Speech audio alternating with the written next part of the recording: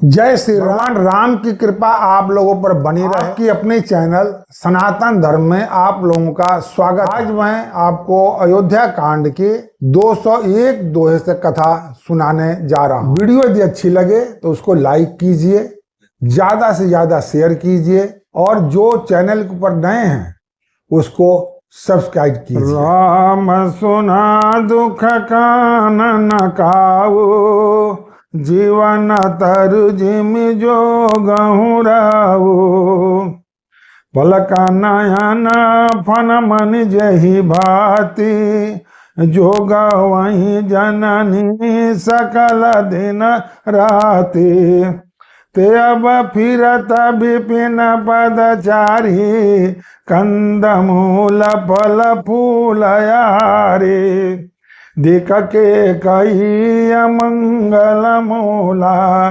भैसी प्राण प्रीतम प्रतिकूला, मैं धिक गय उदतिय भागी, सब उत्पात भयउ जही लागी, कुल कलंक कर सो जस विधाता, साई दोह मोहि किन्ह कुमाता, सुन सप्रेम समुझावनि साधो, नाथ करिय कतवाद विसाधो, राम तुम्हि प्रिय तुम प्रिय राम ही, यह निज जो सदोष विधि बामहि, विधि बाम की करनी कठिन जय, मातु किन्नी बावरी, तेहि रात पुनि पुनि करहि प्रभु सादर सहना रावरी, तुलसी न तुम सो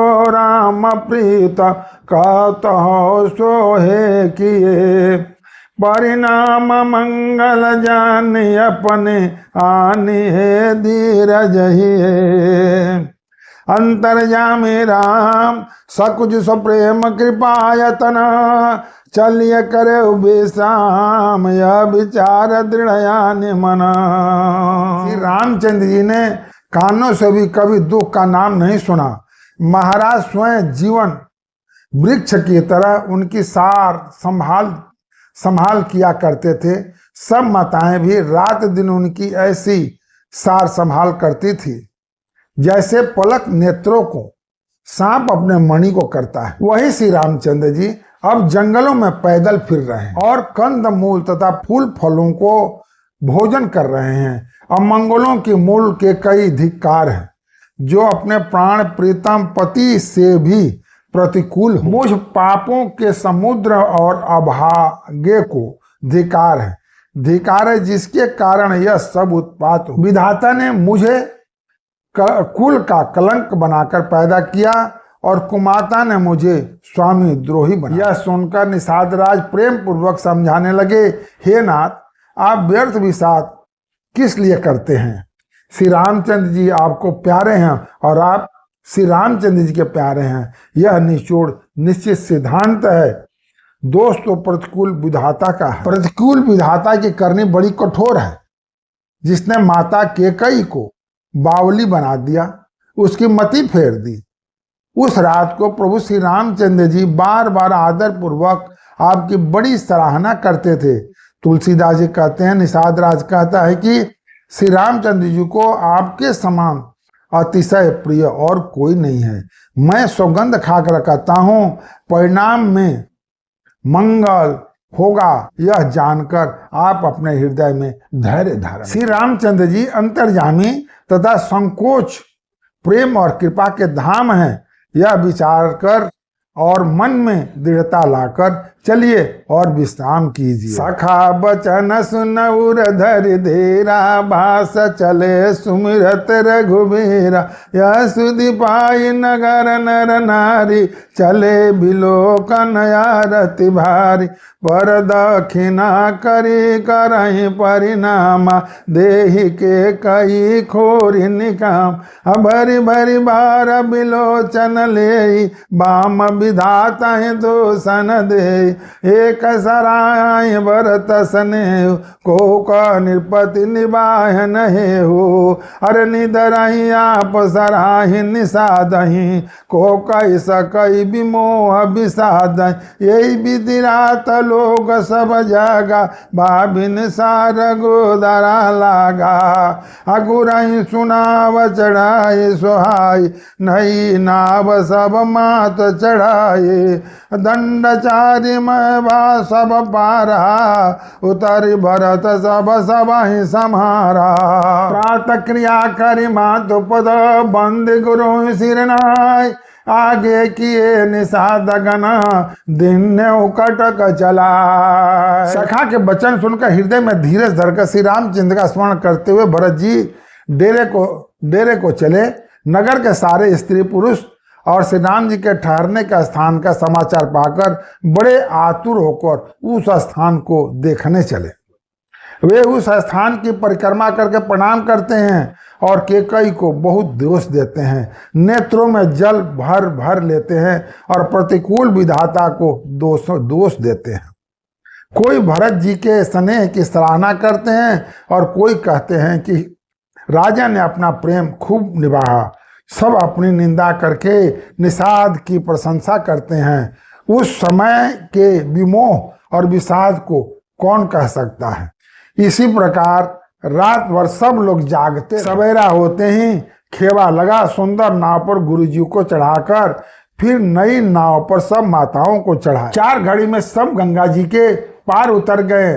तब भरत जी ने उतरकर सबको संभाला। प्रातः काल की क्रिया को करके माता के चरणों की वंदना कर और गुरु जी को सिर नवाकर भरत जी निषाद को रास्ता दिखाने के लिए आगे कर लिया और सेना के साथ चलिए। निषाद नाथ अगुवाई, माथो पाल की सकल चलाई, साथ बोलायो भई लघु लघु दिन्ना, अभी प्रण सहित गवन गुरु किन्ना, आप सुरही किन्न पर नामा, असुमरे लखन सहित सिय रामू, गवने भरत पाय देह पाए, कोतल संग जाहि डोरियाए, काई सुसेवक 12 12, होई है न तय स्वयं सवारा, राम पाय देहि पाय सिधाए, हम का रथ गजबाज बनाए,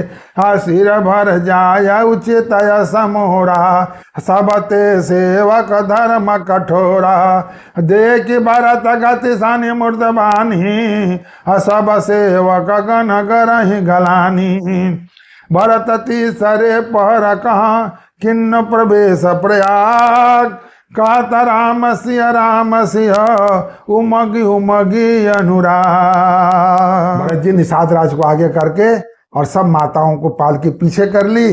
भाई शत्रुघ्न जी को बुलाकर उनके साथ कर दिया और फिर ब्राह्मणों सहित गुरुजनों को नमन किया। और फिर क्या कर रहे हैं, तदनंतर आप भरत जी ने गंगा जी को प्रणाम किया, लक्ष्मण सहित श्री सीताराम जी का स्मरण किया। आप भरत जी पैदल ही चल दिए। उनके साथ कोतल बिना सवार के घोड़े बागडोर से बंधे हुए चले जा रहे हैं। उत्तम सेवक बार बार कहते हैं कि हे नाथ, आप घोड़े पर सवार हो जाइए। भरत जी जवाब देते हैं, श्री रामचंद्र जी तो पैदल ही गए और हमारे लिए रथ, हाथी और घोड़े बनाए गए हैं। मुझे उचित तो ऐसा है कि मैं सिर के बल चलकर जाऊं। सेवक का धर्म सबसे कठिन होता है। भरत जी की दशा देखकर और कोमल वाणी सुनकर सब सेवकगण ग्लानि के मारे गले जा, सब ग्लानि में डूब रहे थे। सीताराम कहते हुए भरत जी ने तीसरे पहर प्रयाग में प्रवेश किए। झलका झलकत पायन कैसे, पंकज को सवो सकन कैसे, भरत पाय देहि आए आजो, भयो दुख तसुन सकल समझो, खबर लिन्न सब लोग नहाए, किन्न प्रणाम त्रिवेणी आए। सब विधि सीता शीत नीर नहाने, दिए दान वही सुरसन माने। देखत श्यामल धवल हलोरे, पुलक शरीर भरत कर जोरे। सकल काम प्रद तीरथ राव, वेद विदित जग प्रगट प्रभाव। अमांग्यो भीख त्याग निज धर्मा, आरत काहू न करऊ कुकर्मा। असजिय जान सुजान सुदानी, सफल करहि जग जाचक बानी। अर्थ न धर्म न काम रुचि, गत न चाहु निर्वाण। जन्म जन्म रति राम पद, यह वरदान नया। उनके चरणों में छाले कैसे चमकते हैं, जैसे कमल की कील पर ओस की बूंदे चमकती हो। भरत जी आज पैदल ही चले आए हैं। यह समाचार सुनकर सारा समाज दुखी हो गया। जब भरत जी ने यह पता पा लिया कि सब लोग स्नान कर चुके हैं, तब त्रिवेणी पर आकर उन्हें प्रणाम किया। फिर विधि पूर्वक गंगा यमुना के श्वेत और श्याम जल में स्नान किया और दान देकर ब्राह्मणों का सम्मान किया। श्याम और सफेद यमुना जी और गंगा जी लहरों को देखकर भरत जी का शरीर पुलकित हो उठा और उन्होंने हाथ जोड़कर कहा, हे तीरथ, आप समस्त कामनाओं को पूर्ण करने वाले हैं।